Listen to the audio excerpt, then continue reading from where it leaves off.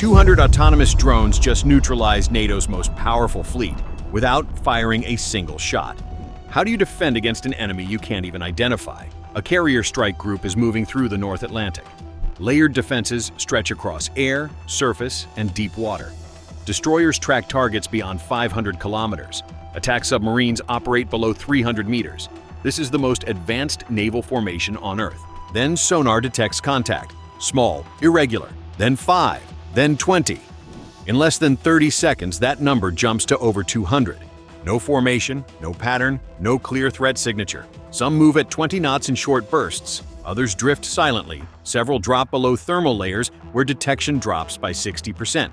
Targeting systems cannot lock onto 200 moving objects. Operators cannot prioritize fast enough. Combat systems designed for a handful of targets are now facing hundreds. The destroyers stop hunting. They're filtering noise. The submarines are no longer hidden. They're exposed. And the most powerful naval force on Earth loses control. This is swarm warfare, and it changes everything.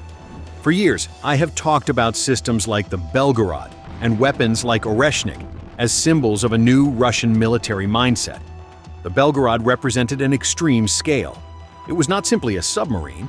It was a strategic undersea mothership built to carry special payloads, autonomous systems, and some of the most secretive deep-sea capabilities in the Russian arsenal. Oreshnik, meanwhile, represented the same philosophy in another domain: reach, speed, and strategic shock. But the deeper lesson may be even more important. The era of gigantism is starting to hit its limits. Large submarines once defined survivability. Bigger meant longer endurance, heavier payloads, and stronger presence. Today, that advantage is fading. The ocean is no longer opaque. Satellites, seabed sensors, patrol aircraft, and AI-driven analysis now track movement, sound, heat, and even subtle wake patterns. And when a large submarine is found, the stakes are massive. A Virginia-class submarine can cost around $4 billion. Losing one is more than a tactical setback. It becomes a political shock. This is where the strategy shifts. Instead of relying only on massive platforms, Russia is moving toward asymmetric underwater warfare. Networks of smaller autonomous systems can scout, strike, deceive, and overwhelm defenses. One submarine is a target. A swarm becomes the battlefield itself.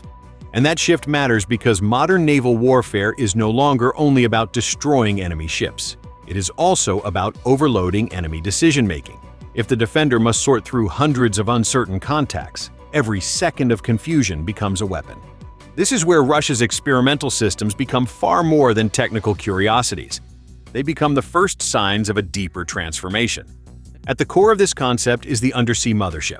A platform like the Belgorod submarine gains value not from size alone, but from its ability to deploy smaller autonomous systems into contested or sensitive areas.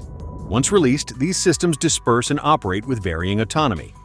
Open-source analysis points to platforms like the Cleveson autonomous underwater vehicle and other deep-diving drones built for reconnaissance, seabed operations, and infrastructure interaction.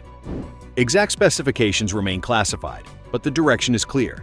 Russia is developing systems that can dive deeper, stay submerged longer, and operate far beyond human limits. In practice, a large submarine enters a remote zone in the Arctic or North Atlantic. It releases multiple vehicles, each with a specific role. One maps the seabed, another tracks surface traffic, another monitors pipelines or cables. One mimics a larger acoustic signature, one stays dormant, another relays communication. This is no longer a traditional submarine mission. This is a distributed underwater ecosystem. And then comes the hardest part: communication. How do drones operate in 3,000 meters of water without GPS, without radio links, and without a human pilot constantly steering them? The answer lies in layered autonomy. Underwater systems combine acoustic modems, inertial navigation, terrain mapping, and swarm logic. GPS does not work below the surface. Radio fades quickly. So these machines rely on onboard sensors, pressure data, sonar positioning, preloaded maps, and short acoustic exchanges. Acoustic communication is slow, but it is enough. Position updates, status signals, alerts, mission triggers. In a swarm, each unit does not need full control. It needs just enough awareness to play its role. This is where swarm intelligence changes everything. Each vehicle follows rules instead of waiting for commands. One detects a threat, others react, One relay fails, another replaces it. One path closes, the formation shifts. Some units track targets, others create noise. The swarm stops acting like a tool and starts behaving like a system. That is the leap beyond traditional ROVs. Older systems depended on cables and constant control. They handled inspection and repair. The new generation operates independently. It can search, classify, navigate, and execute missions without continuous input. The ocean is filled with machines that do not need guidance, and that changes naval tactics. Sonar systems on modern fleets are built to filter signals, to separate real threats from noise. A swarm attacks that process. It overwhelms detection. It creates saturation. It forces operators to chase too many contacts at once. It does not need every unit to strike. It only needs enough to break the system. Imagine 100 underwater drones operating across multiple depth bands, some near the seabed, some in midwater, some closer to the surface. A portion are scouts, a portion are decoys. A few may carry explosive payloads. Others might target the fleet's escorts rather than the carrier itself. Sonar operators now face a nightmare. Every contact requires time, interpretation, and possible maneuvering.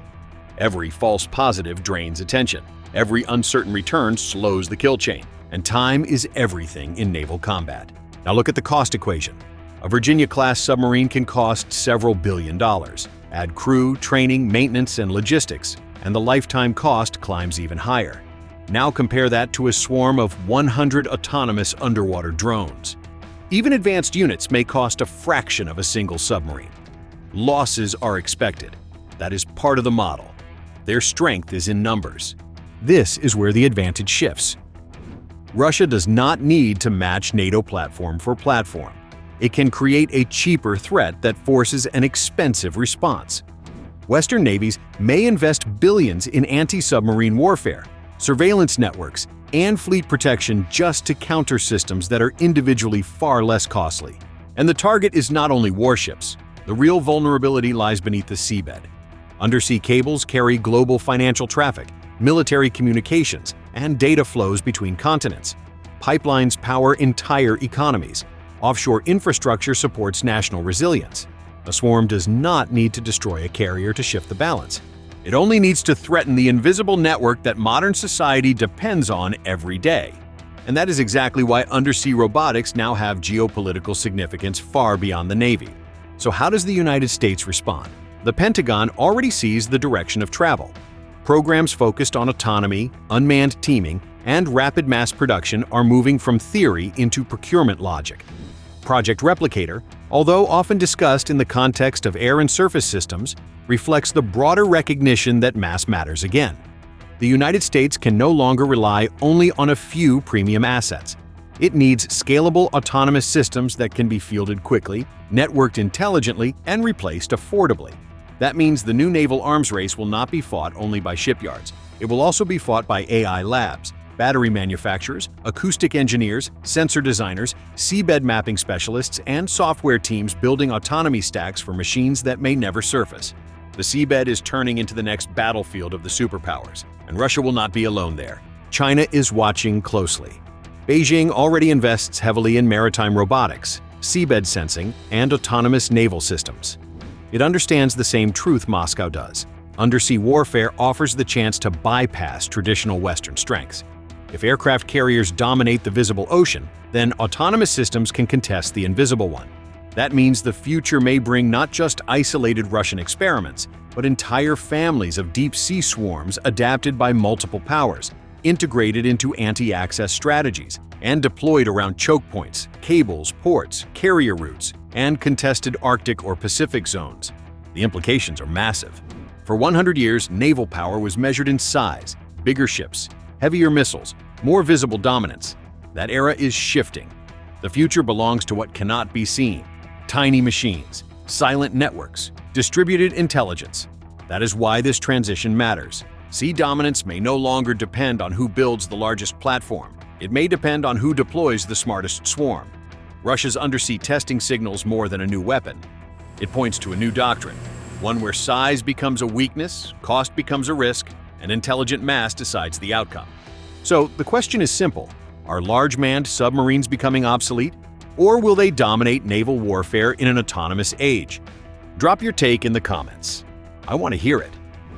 Next episode, we're leaving the ocean. The Sukhoi Su-35, fighter exports, the global air power race that's reshaping geopolitics. This one's different. Like, subscribe, and I'll see you there.